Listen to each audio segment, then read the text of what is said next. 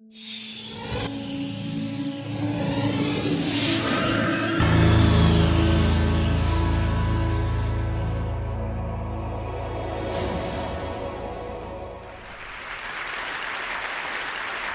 going to start here. This is a hand-lettered sign that appeared in a mom-and-pop bakery in my old neighborhood in Brooklyn a few years ago. The store owned one of those machines that can print on plates of sugar, and kids could bring in drawings and have the store print a sugar plate for the top of their birthday cake. But unfortunately, one of the things kids liked to draw was cartoon characters. They'd like to draw the Little Mermaid, they'd like to draw Smurf, they'd like to draw Mickey Mouse. But it turns out to be illegal to print a child's drawing of Mickey Mouse onto a plate of sugar. And it's a copyright violation. And policing copyright violations for children's birthday cakes was such a hassle that the college bakery said, you know what, we're getting out of that business. If you're an amateur, you don't have access to our machine anymore. If you want a printed sugar birthday cake, you have to use one of our prefab images, only for professional. So there's two bills in Congress right now. One is called SOPA, the other is called PIPA. SOPA stands for the Stop Online Piracy Act. It's from the Senate. PIPA is short for Protect IP, which is itself short for Preventing Real Online Threats to Economic Creativity and Theft of Intellectual Property, because the congressional aides who name these things have a lot of time on their hands. And what SOPA and PIPA want to do is they want to do this. They want to raise the cost of copyright compliance to the point where people simply get out of the business of offering it as a capability to amateurs. Now, the way they propose to do this is to identify sites that are substantially infringing on copyright, although how those sites are identified is never fully specified in the bills. And then they want to remove them from the domain name system. They want to take them out of the domain name system. Now, the domain name system is the thing that turns human-readable names like Google.com into the kinds of addresses machines expect, 74.125.226.212. Now, the problem with this model of censorship, of identifying a site and then trying to remove it from the domain name system, is that it won't work. And you'd think that would be a pretty big problem for a law, but Congress seems not to have let that bother them too much. Now, the reason it won't work is that you can still type 74.125.226.212 into the browser, or you can make it a clickable link, and you'll still go to Google. So the policing layer around the problem becomes the real threat of the act. Now, to understand how Congress came to write a bill that won't accomplish its stated goals but will produce a lot of pernicious side effects, you have to understand a little bit about the backstory. And the backstory is this. SOPA and PIPA, as legislation, were drafted largely by media companies that were founded in the 20th century. The 20th century was a great time to be a media company because the thing you really had on your side was scarcity. If you were making a TV show, it didn't have to be better than all other TV shows ever made. It only had to be better than the two other shows that were on at the same time, which is a very low threshold of competitive difficulty, which meant that if you fielded average content, you got a third of the US public for free. Tens of millions of users for simply doing something that wasn't too terrible. This is like having a license to print money and a barrel of free ink. But technology moved on, as technology is wont to do, and slowly, at the end of the 20th century, that scarcity started to get eroded. And I don't mean by digital technology, I mean by analog technology. Cassette tapes, video cassette recorders, even the humble Xerox machine created new opportunities for us to behave in ways that astonished the media business. Because it turned out we're not really couch potatoes.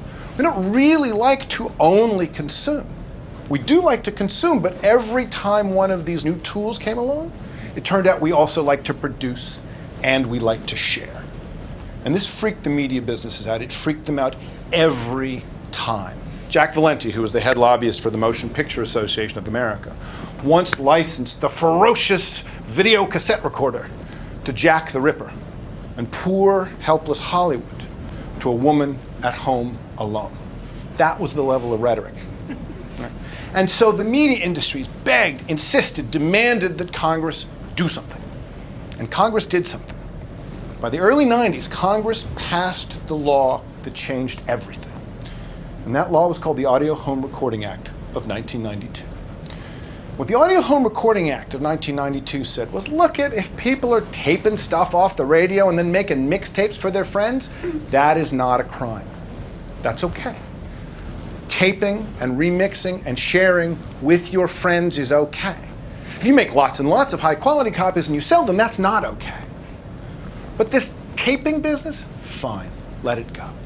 And they thought that they'd clarified the issue because they'd set out a clear distinction between legal and illegal copying.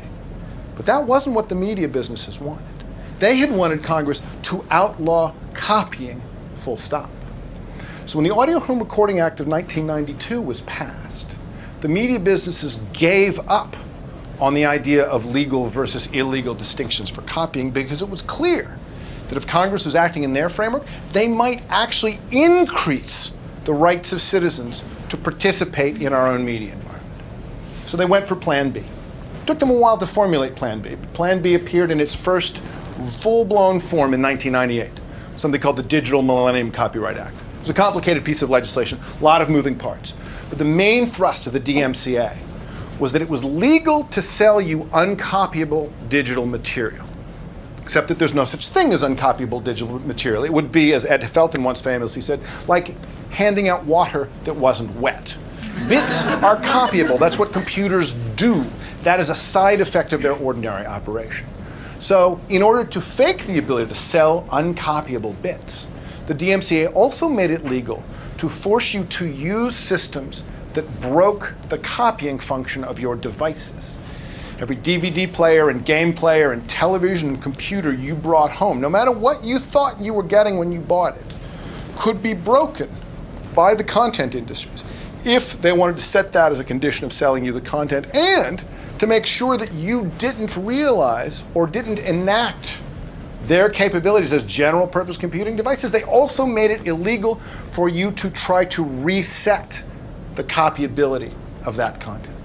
The DMCA marks the moment when the media industries gave up on the legal system of distinguishing between legal and illegal copying and simply tried to prevent copying through technical means. Now, the DMCA had and is continuing to have a lot of complicated effects, but in this one domain, limiting sharing, it has mostly not worked. And the main reason it hasn't worked is the internet has turned out to be far more popular and far more powerful than anyone imagined. Right? The mixtape, the fanzine, that was nothing compared to what we're seeing now with the internet. We are in a world where most American citizens over the age of 12 share things with each other online. We share written things, we share images, we share audio, we share video. Some of the stuff we share is stuff we've made. Some of the stuff we share is stuff we've found. Some of the stuff we share is stuff we've made out of what we found. And all of it horrifies those industries. So PIPA and SOPA are round two.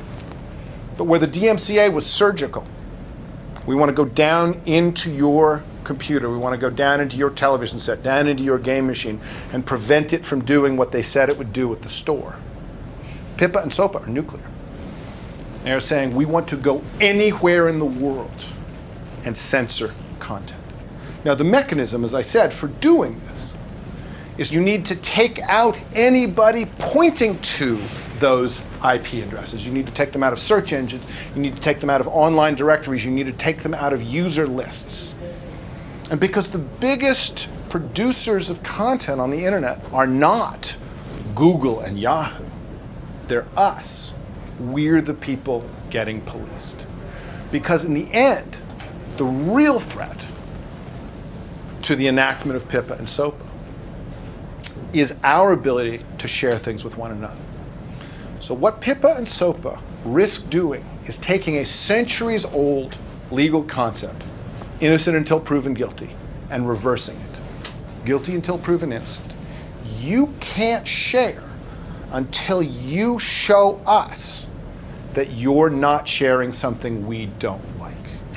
Suddenly, the burden of proof for legal versus illegal falls affirmatively on us and on the services that might be offering us any new capabilities. And if it costs even a dime to police a user, that will crush a service with 100 million users. So this is the internet they have in mind. Imagine this sign everywhere. Except imagine it doesn't say College Bakery. Imagine it says YouTube and Facebook and Twitter. Imagine it says TED, because the comments can't be policed at any acceptable cost. The real effects of SOPA and PIPA are going to be different than the proposed effects. The threat, in fact, is this inversion of the burden of proof, where we suddenly are all treated like thieves at every moment we're given the freedom to create, to produce, or to share. And the people who provide those capabilities to us, the YouTubes and Facebooks, the Twitters and TEDs, are in the business of having to police us or being on the hook for contributory infringement. There's two things you can do to help stop this. A simple thing and a complicated thing, an easy thing and a hard thing. The simple thing, the easy thing is this. If you're an American citizen, call your representative, call your senator. Now, when you look at the people who've co-signed on the SOPA bill, people who've co-signed on PIPA, what you see is that they have cumulatively received millions and millions of dollars from the traditional media industries. You don't have millions and millions of dollars. But you can call your representatives and you can remind them that you vote, and you can ask not to be treated like a thief, and you could suggest that you would prefer that the internet not be broken. And if you're not an American citizen, you can contact American citizens that you know and encourage them to do the same. Because this seems like a national issue, but it is not. These industries will not be content with breaking our internet. If they break it, they will break it for everybody. That's the easy thing. That's the simple thing. The hard thing is this. Get ready, because more is coming. SOPA is simply a re-version of COICA, which was proposed last year, which did not pass. And all of this goes back to the failure of the DMCA to disallow sharing as a technical means. And the DMCA goes back to the Audio Home Recording Act, which horrified those industries. Because the whole business of actually suggesting that someone is breaking the law and then gathering evidence and proving that, that turns out to be really inconvenient, right? We'd prefer not to do that, says the content industry. And what they want is not to have to do that. They don't want legal distinctions between legal and illegal sharing. They just want the sharing to go away. PIPA and SOPA are not oddities. They're not anomalies. They're not events. They're the next turn of this particular screw, which has been going on 20 years now. And if we defeat these, as I hope we do, more is coming. Because until we convince Congress that the way to deal with copyright violation is the way copyright violation was dealt with Napster, with YouTube, which is to have a trial with all the presentations of evidence and the hashing out of facts and the assessment of remedies that goes on in democratic societies. That's the way to handle this. In the meantime, the hard thing to do is to be ready, because that's the real message of PIPA and SOPA. Time Warner is called, and they want us all back on the couch, just consuming, not producing, not sharing, and we should say no. Thank you.